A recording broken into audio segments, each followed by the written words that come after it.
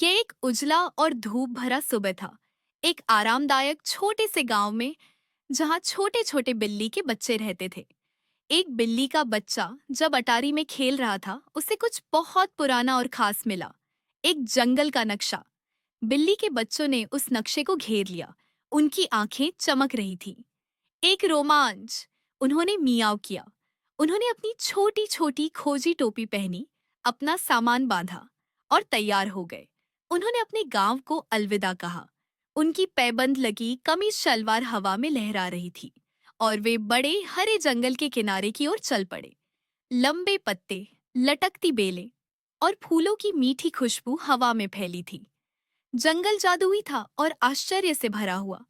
एक बहादुर बिल्ली का बच्चा एक बेल पर चढ़ गया और पेड़ों के ऊपर एक लकड़ी के पुल तक पहुंच गया। वहां से वे बहुत बहुत दूर तक देख सकते थे, यहाँ तक कि बर्फ से ढके पहाड़ भी।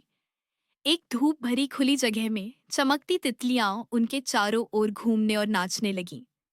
बिल्ली के बच्चे हंसने लगे और उन्हें धीरे धीरे अपने पंजों से पकड़ने की कोशिश करने लगे। अचानक शू, शरारती बंदर ऊपर से झूले और एक बिल्ली के बच्चे की टोपी छीन ली। वापस आओ, उन्होंने हंसते हुए कहा और पेड़ों के बीच बंदरों के पीछे भागे। इसके बाद आया एक चमकता हुआ नदी। उन्होंने एक हिलता डुलता रस्सी का पुल पार किया, बहुत धीरे धीरे। एक बिल्ली का बच्चा थोड़ा डर गया था, लेकिन बाकी सब बोले, तुम कर सकते हो। पुल के बाद बिल्ली के बच्चे एक विशाल फूल के नीचे सिमट गए। वे एक दूसरे से चिपककर सो गए, जबकि छोटे छोटे जंगल के जीव उन्हें उत्सुकता से देख रहे थे। प्यार से टप टप एक गर्म बारिश शुरू हो गई। बिल्ली के बच्चे यूने लगे और गड्ढों में छप छप करने लगे। उनकी हंसी जंगल में गूंज रही थी। जब बारिश रुकी तो उन्होंने उसे देखा, एक छिपा हुआ झरना जो फर्न के पीछे चमक रहा था। और देखो, एक इंद्रधनुष जो धुंध में चमक रहा था। गहरे जंगल में उन्हें कुछ अजीब पत्थर की निशानियां मिली। ये एक पहेली है, एक बिल्ली ने मियाव किया। उन्होंने मिलकर उसे हल किया और बेलों ने एक गुप्त रास्ता खोल दिया। काव।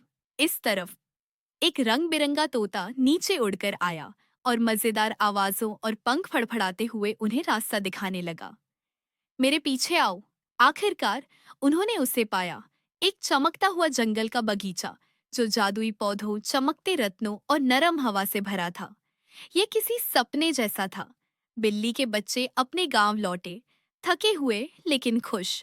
उन्होंने अपनी कहानी उत्साहित मियाओं के साथ सुनाई और नक्शा दीवार पर टांग दिया, हमेशा के लिए उनकी जादुई जंगल यात्रा की याद के रूप में।